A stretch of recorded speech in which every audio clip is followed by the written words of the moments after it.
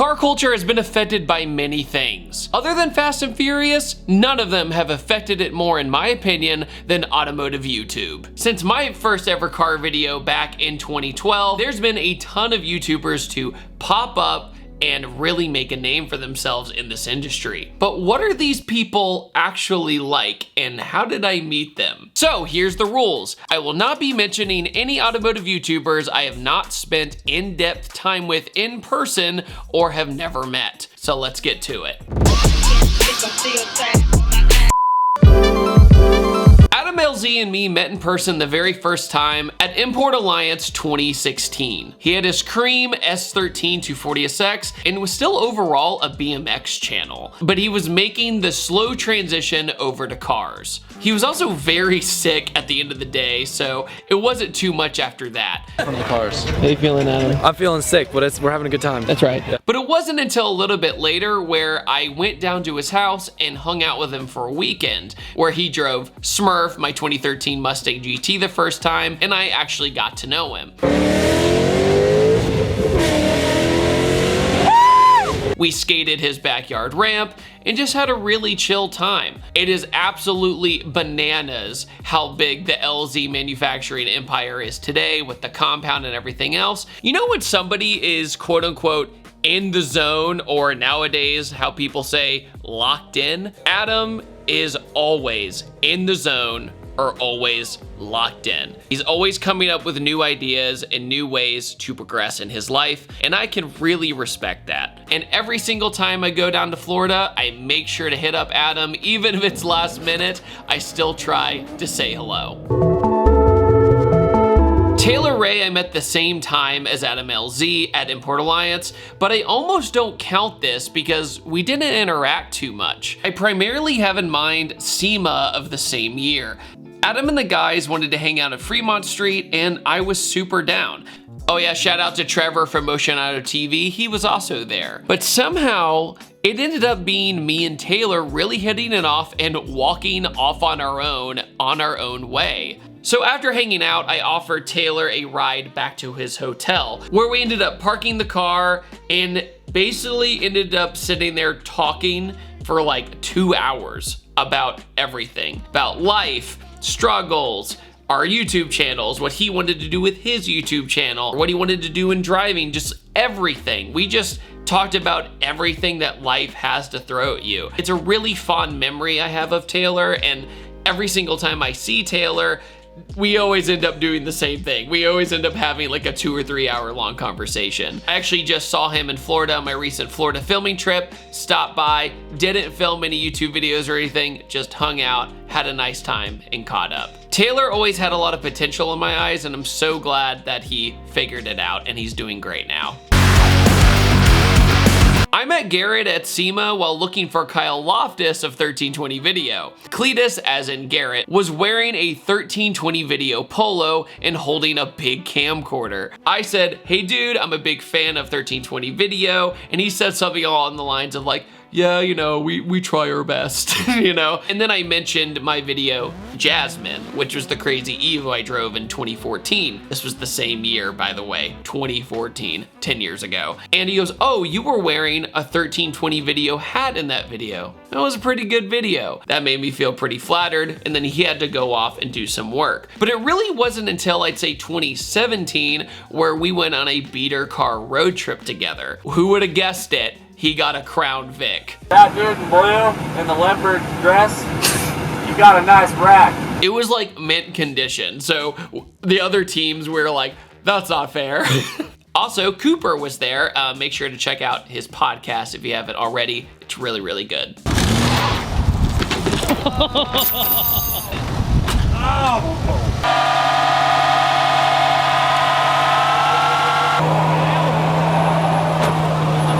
Good morning, guys. Dave here once again. Cleetus, are you freaking serious?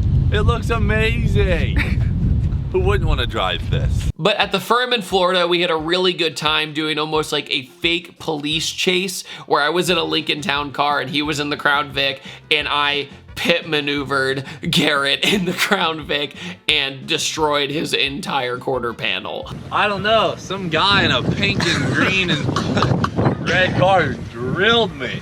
He then ended up jumping the car so much, I think the radiator support got destroyed or something like that. But yeah, we had a really good time hanging out, and it was also the very first time I saw a YouTube channel not have kind of a bunch of fancy equipment to be successful, I guess you could say, in the automotive space. Seriously, Garrett showed up with like a GoPro on a monopod, and I said to myself, oh my God, have I been doing this all wrong? Because, you know, I had a tripod, a dolly, a crane, a DSLR, I had everything, I had all this equipment, and he was just going around with a GoPro, and I'm like, oh my God, I've really screwed myself now.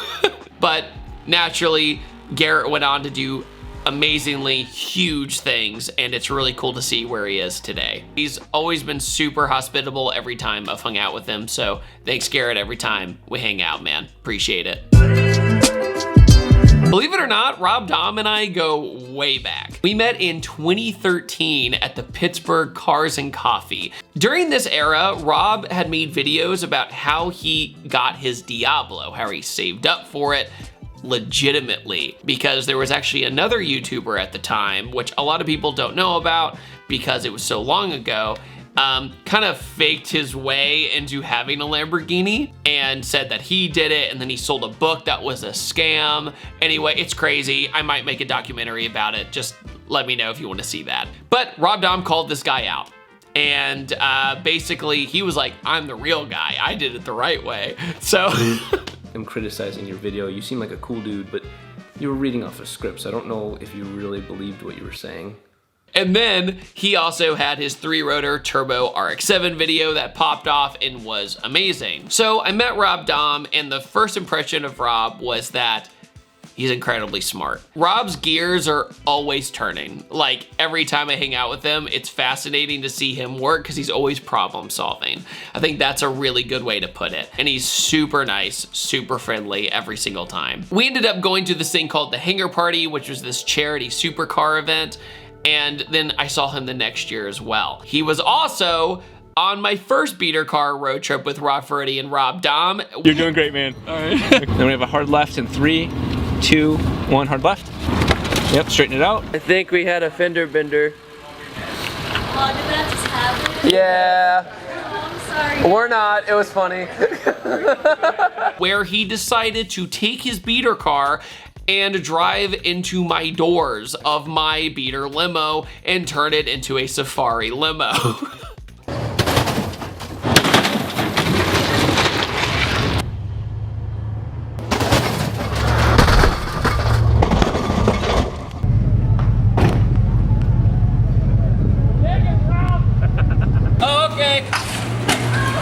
Okay, you're good. So that was eventful. And then I accidentally broke the key on his beater car, so he couldn't start it in the middle of Miami traffic. My bad. Luckily, you have fake plates and no roof, so you probably won't attract much attention. Those beater car trips were some of the craziest times, some of the best of times, and some of the worst of times. Rob Ferretti, I met thankfully through Rob Dom, and that's why they're Rob squared and they're always going at it. Rob and Alpha Rob, as they say. Rob Dom mentioned to Rob Ferretti or something along those lines, that's what I've heard, that Rob Dom dropped my name for Rob Ferretti's new project that he called Adventure Drives. Adventure Drives was essentially going on the ultimate road trip ever through the United States or Europe. And to promote it, they were bringing on some creators, and Rob Dom was nice enough to say that I should go. So I was incredibly excited because I had always wanted to meet Rob Ferretti. He was a huge inspiration to me in the early days of YouTube because I will defend the fact that I think that Rob Ferretti is the first ever successful individual automotive YouTuber on the platform. He sold DVDs, like that's how long ago it was. Went all the way over to Colorado, landed, and then realized that I was going to be riding shotgun with Ferretti the whole trip. So from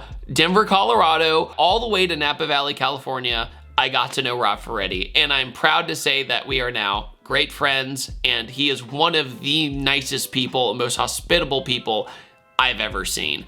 If there's a cool opportunity that Rob can't make it, he will call me and say, would you like this opportunity if I could pitch it for you? He's just a stand-up guy. That's why, Freddie, if you're watching, thanks for everything, man.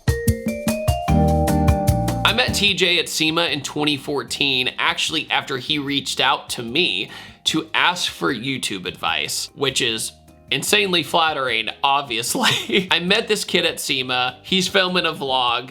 I'm just walking around with him. I'm in like this white polo and we're just walking around looking at exhibits. We end up getting dinner later together and he just grilled me with questions like, hey, should I do that? Should I do that? Should I do this? And I'm like, dude, all your ideas are good. You should just do them. You poor Californian ears. It's cold, all right? It's so cold. It's 61 degrees. Yeah. And how cold is it, TJ? It's lying. It's like 32. But there's one thing about TJ that stuck out compared to a lot of the people at the time I gave YouTube advice to. TJ actually did it. And that is something that's not as common as you can imagine. If you go back to his early videos, they're very similar to my videos, but he really didn't excel until he branched off and did more of his vlog style. He found his style and it worked for him. TJ actually came out to Pittsburgh as well in the early days to go to the Hangar Party, this exotic charity event. We did a lot of collaborations then and it was a really good time. He's matured a lot. He's doing big things. I'm very proud of him for what he did. And at the same time, anytime I'm in San Diego, I always go out of the way to try and say hello to Mr. TJ. Ow! Nothing beats a super two-step. No. Oh my God! I met Hurt in 2014 at Formula Drift Wall Speedway. Man, I missed that stage. It was super crazy. He was wearing a pizza hat and he was just getting the Hoonigan wheels going. I'd see him once more at Southern Fresh Atlanta in 2015, where he was nice enough to help me get a connection with Njuku Racing, which started to help me with the 2JZ 240SX project. I will basically count this as Hoonigan, but now Hurt with his new project, Nappy Boy Automotive. Because I would say out of the Hoonigan crew, I spent the most time around Hurt overall. Hurt is a gentle soul, but can be 100% blunt about how he's feeling, which is perfect. It's really refreshing to be around somebody like that who tells you what's on his mind, and he's just a go-getter, man. He just gets things done, and that's what I really like about him. He's incredibly smart, and I really don't think there is a better co-partner to lead the charge with Nappy Boy Automotive, because you really got to keep your eyes out on Nappy Boy Automotive because they are about to do some crazy big things. So make sure to go subscribe to them.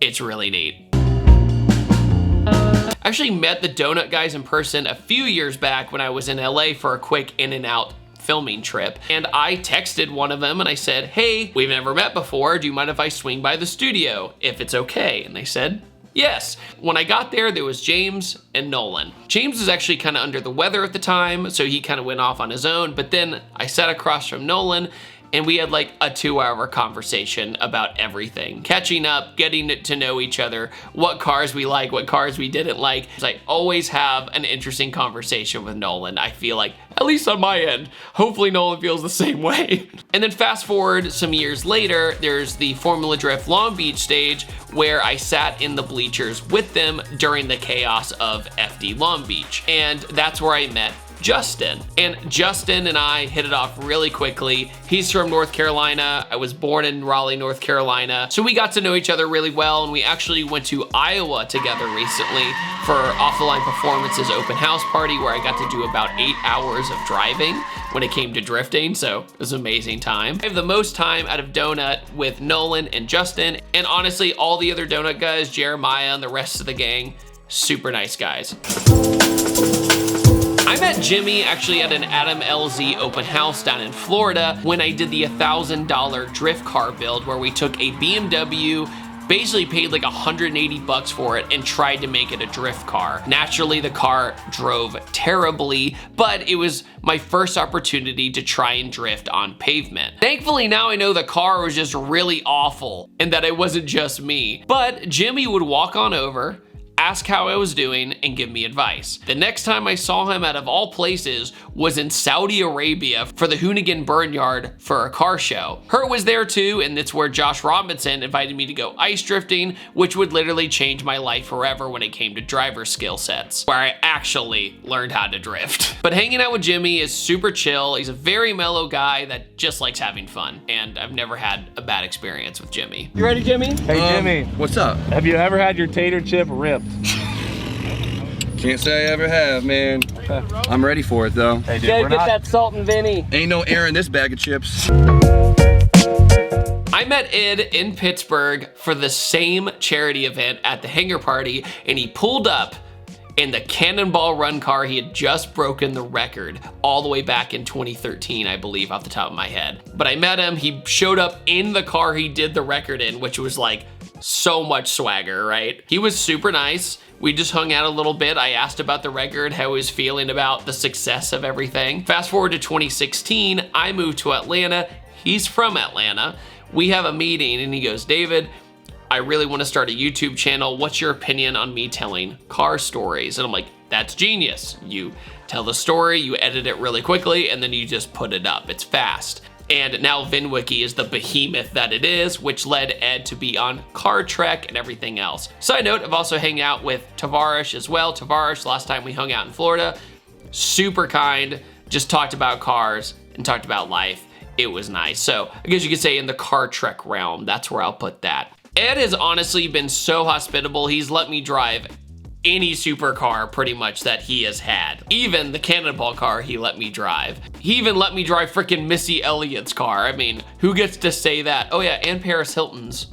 That's right. I drove Paris Hilton's McLaren SLR with him too. But yeah, Ed will literally text me and be like, hey, do you want to drive this super crazy car with a super crazy story? I drive where I need to go and then we make a day out of it and it's super fun.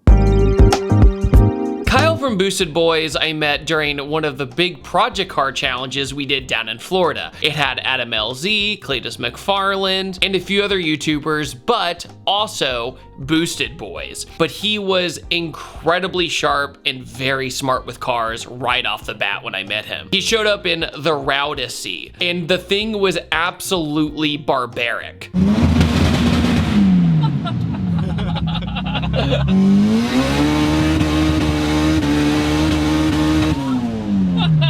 I did run into him every now and then, like 13, 20 videos, Ice Cream Cruise. So that dude in blue is you.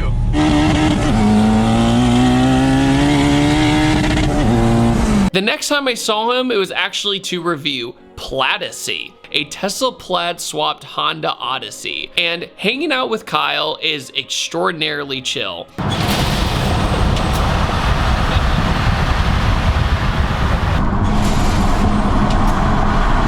He's incredibly smart and he's an absolute go-getter when it comes to coming up with something new and fresh. Even if he doesn't know how to figure something out, he has the confidence to make it happen. But anytime I hang out with Kyle, I know I'm in for a treat of an absolute riot of a car, whatever he built.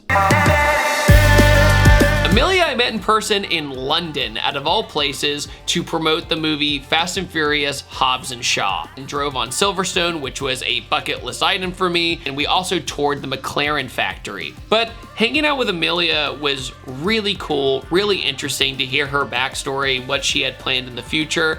And Amelia is one of the hardest working people I've ever seen. And I mean that 100% as a compliment. She's one of the people that I really truly feel like on the platform really deserves the success, because every time you see her, she's working on something new, she's making moves, and she also got me tickets to the Gran Turismo movie, so thank her for that review video. She always wanted to be an actress. She finally made that dream happen, which is incredible. I remember she was playing with the idea of getting a C8 for her channel, and I'm just so glad that that was so monumental and paid off for her, and it's just incredible to see. Super stoked about that. Weston Champlin is a literal firecracker. The person you see on video is pretty much exactly who you get. Welcome to drifting 1,200 kangaroos. Weston is energetic, excited to be there, and excited to drive. Like, that's what I love about him, and that's what I love being around him. He's always willing to learn and do new things. The first time I met Weston was actually at Roadkill Nights, but I almost don't count this because we were so tired and defeated from building these cars after like 23 days straight. So everybody was grumpy and just tired to be there. The last time me and Weston hung out was actually really fun at Texas Drift Academy, where we did some driving together, gave him some tips, and also went and grabbed some lunch together. You can imagine me drifting like this. Do it! Come on now, pull the handbrake, slide around. Don't be a puss. And I'll never forget Weston looking at me and going, "That car culture video you did was so good. So when are you following up with that?" And I said to him, "Shoot, I don't know." Because Weston, if you're watching, I still haven't found a sequel to that video that's worthy to be made. So if you have a topic or something along those lines that could be done in that format, please put it down in the comment section below.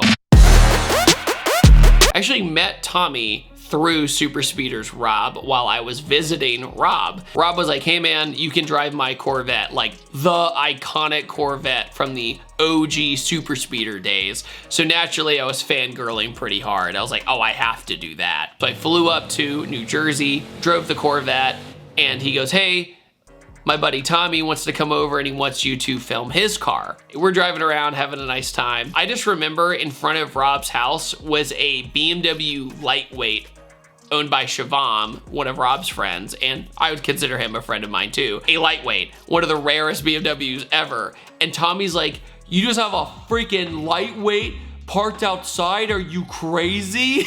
To me, I didn't really know the significance of the lightweight at the time, so now I get it. But it was just funny at the time, Tommy absolutely annihilating Rob, being like, "You can't have this parked outside," or whatever it was. The next time I saw Tommy was for a project car challenge we did all the way in Las Vegas. I had my S13. He had the same R32, but it was in an accident, so it was all beat up. And then I actually ran into him during Sevens Day in New York City, hung out with him some there. But yeah, like, we both have a skateboarding background, so we kind of connected on that level. There is one thing about Tommy I will say is that if he is in your corner, he will have your back. That is one thing I've really noticed about him. I got attacked online by some dude on Instagram one time. Tommy goes in and just destroys this guy. Like, it was the roast of so-and-so on Instagram. It should have been streamed on Netflix. So Tommy, I'm glad I'm on your good side, and I hope I'm still on your good side. Thanks, Tommy, for always defending me when people give me a hard time. Appreciate it. Tommy Effie has to be a hater on your wheels and everything else. Oh, Tommy Effie has a hater on everything. Oh man. You heard it here, folks. You heard it here. Tommy's like, "Oh, oxygen, I hate that stuff."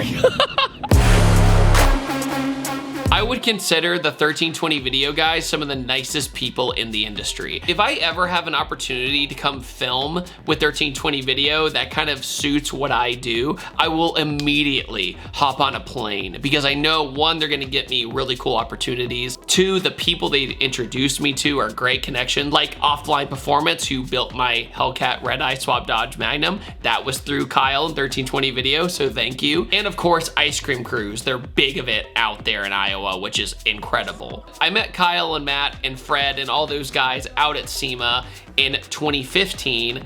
Had a great time. We actually hung out in the Link, you know, the big Ferris wheel looking thing that they don't want you to call a Ferris wheel in Vegas. They get very offended when you call it a Ferris wheel, but it's like this pod where you just essentially just all hang out in and you get this beautiful view of Vegas. Actually, several years ago, we went together to a place in some part of Mexico and things got absolutely crazy because a guy pulled his car off the trailer, $13,000 pot from somewhere, who could have thought? Won the race, took the money, put his car in the trailer and ran. Like, he was like, "I'm out of here." So crazy times with those guys. Kyle is a pioneer, just like Rep Freddy was, made videos on YouTube to sell as DVDs later. And it just shows how different the world is, but 1320 video, still going strong after all of these years. It's super impressive. And I will never say no to hanging out with the 1320 guys. Jason has been doing YouTube, I think, around the same length of time I have, which I find obviously amazing. We met at one of the press events. I believe it was Project Cars 2 for that video game. We drove Sonoma. I drove a McLaren where the brakes faded so bad that the car basically didn't stop, so that was really cool. But anyway, we were having a nice time, drove some sim stuff, and went home. It's always been a nice reunion seeing Jason at most of the press events because he's just, and I mean this in the best way if you're watching Jason, he's just like the coolest geek ever. One time I'll never forget, this is the biggest standout moment I've had with Jason, I would say. We were at the CT5 Blackwing and the CT4 Blackwing Cadillac event at VIR. They just did their presentation. They just showed the engine. They just showed the aero. They did all the things for us journalists or videographers or YouTubers, whatever you want to call us, to have notes for. The presentation's over. We go over to the car and I'm just kind of staring at it like this, just kind of like eyeing it. And Jason walks up and he goes, "So David." I go, "Yes, Jason."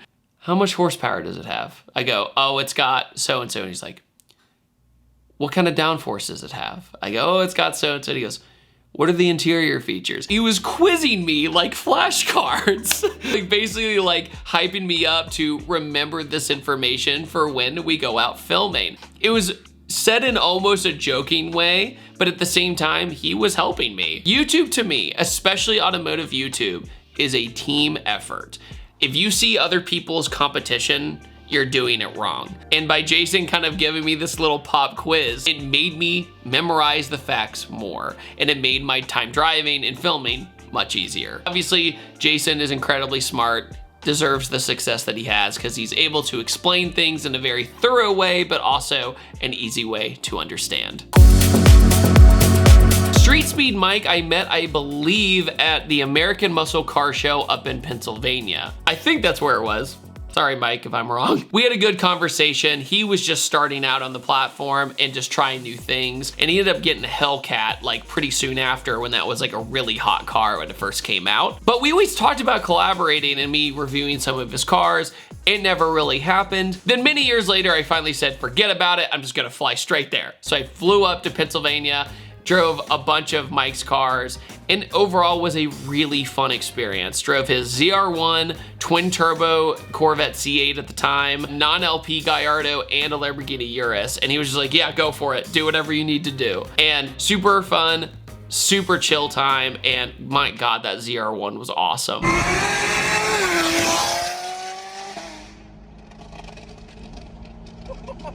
And Mike just kept encouraging me to get on it. You know, he was not shy about it. He was just like, just drive it how you need to drive it. And yeah, overall great time. Thanks, Mike. Evan from Throttle contacted me around 2015, I believe, and he wanted me to promote his new car parts business, which is now the behemoth that is Throttle. But I love the Throttle guys. Ricky from Puerto Rico, I've actually had dinner at his house. Like, super nice. Always like, yeah, man, come on over. Let's have a good time. I love sitting down with Ricky and talking cars because being from Puerto Rico, like they build just the coolest stuff ever, man. And he has the most rotary cars I've ever seen running at the same time. Quinn, everybody else at Throttle, every time I hang out with them or work with them, but it just feels like a bunch of dudes hanging out, having a nice time, going to the track. Last time I was with them, we went to the track and I got to drive a bunch of their projects. They were just like, yeah, man, get on it as hard as you want. Have a great time. Anytime I'm out in San Diego, that's like the duo I tried to see. I tried to see TJ and I tried to see Throttle. Larry Chen is one of the most talented people I've ever met. When it comes to photography, he is stunning, and there's a reason why so many people and companies use Larry. But he's also done YouTube videos on his personal page, which cover literally anything in the automotive world, which is really cool. I actually spent the most time with Larry at the Toyota GR Corolla press event, where we went 4 deep inside the GR Corolla around track, and I was taking laps with all of us in the car, having a really good time, having a nice time hanging out. We're gonna make it to soccer practice, guys. We're gonna make it. And recently he came for FD Atlanta and had his pre-meet, and we actually got lunch together where it was really nice, just kind of talking about cars, talking about life, getting to know each other. Larry's best piece of advice was actually to me recently when we were driving to lunch. He goes, "Didn't you just get your racing license?" I said, "Yes, I actually did last year, and I actually won my first race." And he goes, "Why aren't you focusing more on that? You obviously have something there." And I said, "Well, yeah, but anytime I do track stuff, it doesn't really get that much viewership." And, you know, I kind of associate that with me filming it, then editing it, all for it to bomb on my channel. And he goes, "So?" It's almost like my expectation of myself is so high because I've been around for so long, and I just leave it up here when it should be like more reasonable. But Larry kind of brought me, you know, kind of down to earth and said, "Hey man, post what you want." And that has helped me in the past few weeks since I've seen him last. And I just appreciate Larry for having that talk with me. And unbelievably talented guy and super, super chill to hang out with. And thank you once again, Larry. In 2015, I reached out to That Racing channel to see if they wanted to do some car videos together in South Florida. They said, "Sure, man, we'd absolutely love for you to come down and ride in our Supra and ride in our S14, but we don't think you're quite ready to drive the Real Street Performance built Supra." And naturally, I was really bummed, but I couldn't pass up the opportunity to go anyway. So I went all the way down to Fort Lauderdale, and they gave me the keys to a Gen 5 Viper, which was a very new car at the time. I drove it, I proved myself in heavy air, smiled, and said, "Hey man, do you want to drive this on low boost, as in the Supra on low boost?" And I lost my mind. Literally stayed the night at his apartment, crashed on the couch, and I did not sleep at all. I could not fall asleep because of this moment. Heavy Air and Keith and the guys at TRC are single-handedly responsible for one of my biggest videos of my entire career. And every single time I'm in Florida, I give them a call or I shoot them a text to say, "Hey, you want to do something together?" Even if it's just to hang out.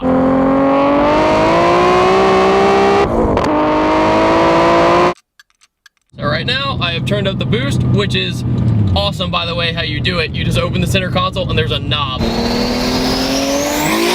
And thank you, Heavy Air and the guys, for trusting me and trusting some kid to drive this 1,000 horsepower monster. I really appreciate it. And yeah, my channel wouldn't be the same without those videos, for sure. Me and Evan actually met online through the YouTube Messenger app. That is completely gone now and a relic of the old YouTube. But me and Evan at the same time were making these vlogs where we basically drove around our hometowns and talked about life and talked about cars and literally just drove around aimlessly. And that's how we kind of related to each other because our content was sort of similar. We then put each other in our YouTube friends area on our, YouTube pages as like a thank you. It wasn't until later where, you guessed it, in Pittsburgh, I met Evan for the hangar party. And yeah, we had a great time. I remember we drag raced a Fiat 500 and a Volkswagen Golf. Saw a 1,000 horsepower GTR launch.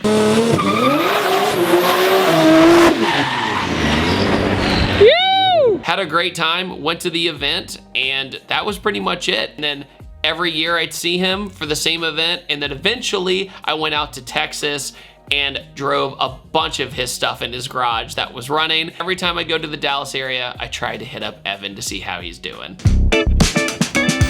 Ben emailed me like 10 years ago in like 2014 asking for YouTube advice, and we talked back and forth a few times, but it wasn't probably until 2016 where they came down to Atlanta and did essentially a mini documentary on me, and it was super flattering, as you can imagine, but it was really well done, and I was very impressed with their work, and this explains why Ben and Ben are so successful. It's high quality content.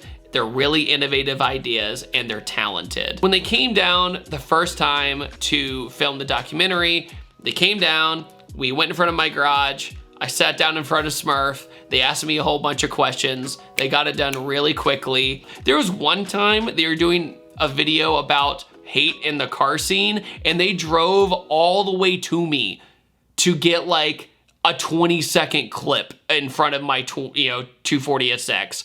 Insane work ethic. Oh yeah, I raced Ben in the Radical. You know how I mentioned the whole racing license stuff? We raced each other in Radical SR1s, and it was an unbelievable time. And I'll probably have a video up on that pretty soon if you're interested, but Ben did put his up on his channel if you're interested. Matt was actually one of my main inspirations when I started YouTube, because he proved that you didn't need a major outlet or magazine or anything behind you to be a car reviewer.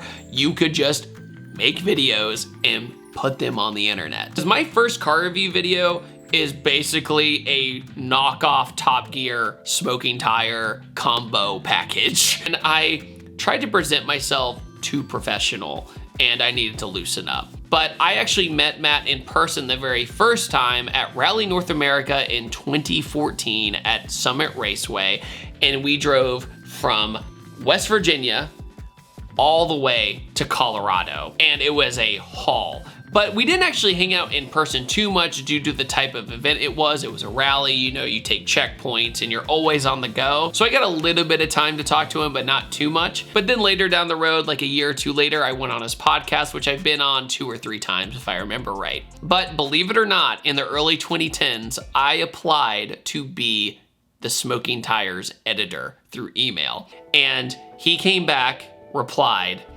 and saw my YouTube channel and said, dude, you don't need me. Just keep doing what you're doing because you already have the ball rolling. You're already onto something. Me paying you whatever to, you know, move all the way to LA and like do all this stuff, you don't need it.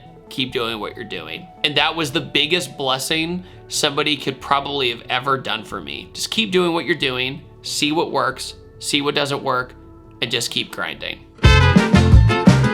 Mr. Regular, believe it or not, if you did not know, was faceless as a YouTube channel for a very long time. So I had no idea what this dude looked like. In 2014, you're probably sensing a trend here. A ton of people got their start around 2014. Mr. Regular got a shout out from the Smoking Tire, and that's how I found out about it. I went up to Pennsylvania to shoot for AmericanMuscle.com. I drove a bunch of their cars at the time. It was right when the S550 came out. That's how I remember it. And I drove the EcoBoost first because the GTs were actually hard to get your hands on. And he sends me a message going, hey, I live near there. Do you want to grab dinner? So I go into this dinner. I have no idea what this dude looks like at all. And we go to a Wegmans. It's like a grocery store with a restaurant in it if you don't have them in your town. Sit down and he's like, yeah, so I'm trying to figure out how to quit my full-time job and go full-time with YouTube. And he was in this bucket hat. That's what I remember. Bucket hat. Just normal looking dude, as you guys know now, and he ended up doing it. We ended up talking it out, and he ended up doing the exact plan, as far as I know, of like quitting his job after he had enough money saved up, and then went over to full-time on Mr. Regular or regular car reviews with Roman. Yeah, it was cool to see everybody's come up, especially around 2014 to 2016. It was pretty phenomenal.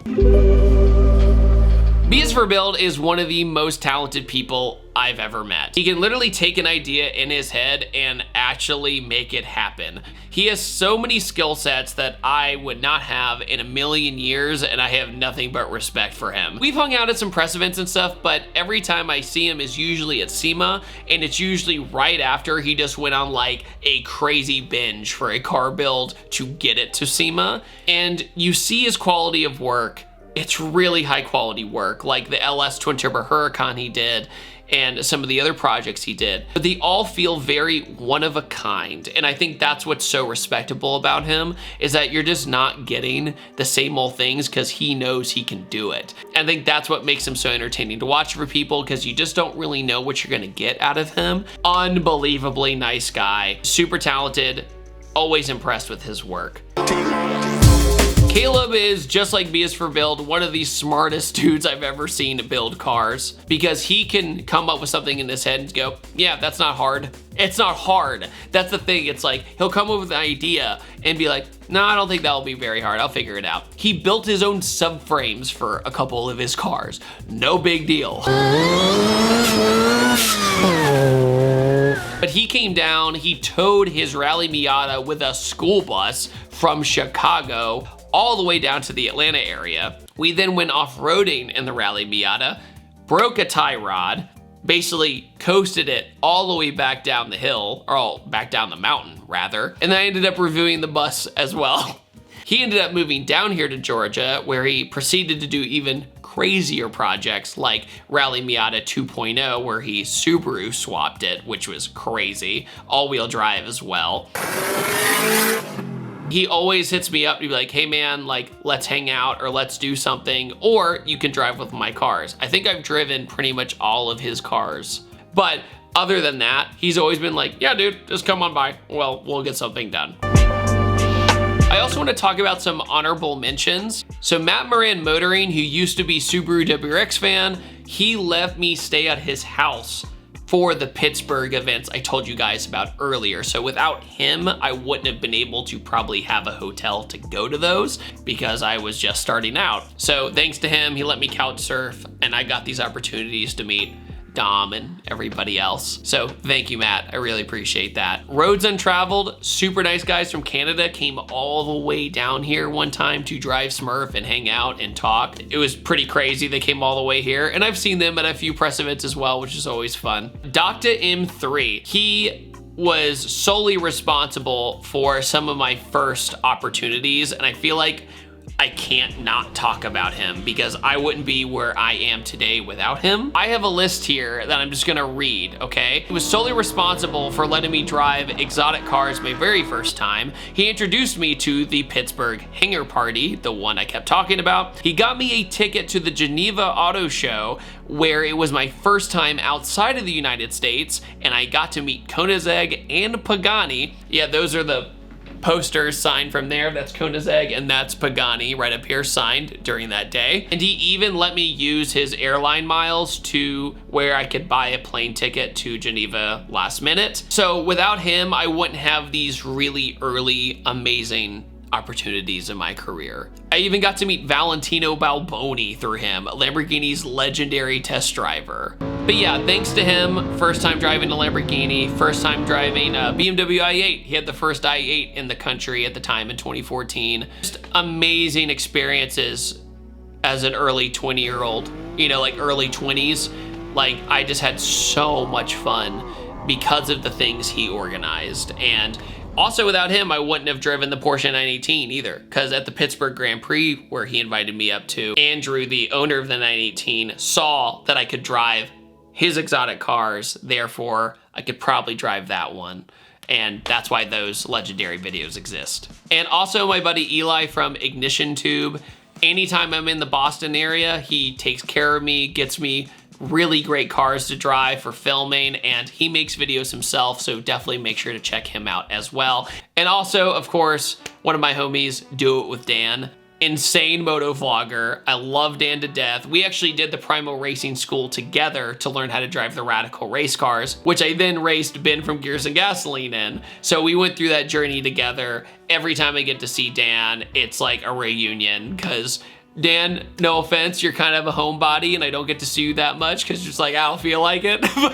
But overall, love that guy. Super awesome dude. Dustin Williams, who I've also hung out a few times, has been nothing but cordial, has amazing stories from traveling to Japan, and is always a great time driving with him on track. Also, the Slap Train, who was one of the first channels ever to give me a shout out on YouTube, which gave me a boost in viewership and subscribers all the way back in 2014. So thank you so much, Slap Train.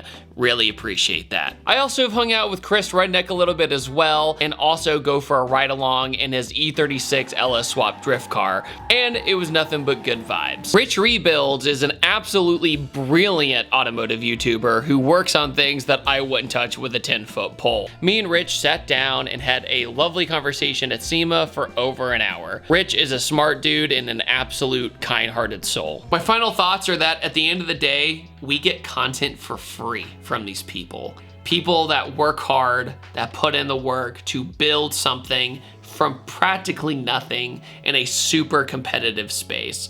YouTube is not easy, and I'm thankful I'm still around doing it. But yeah, it is it's a grind, and that's what makes people different characters in this story on this crazy platform, and I'm extremely, extremely thankful for that. Did you enjoy this video? Put it down in the comment section below. Also, please hit that like button. It helps the algorithm out very much in my favor. And on that note, I typically upload around 2 to 3 times a week. Keep your eyes out, and I appreciate every single one of you for watching. I'll see you guys next time. Take it easy. Have a wonderful day. Goodbye.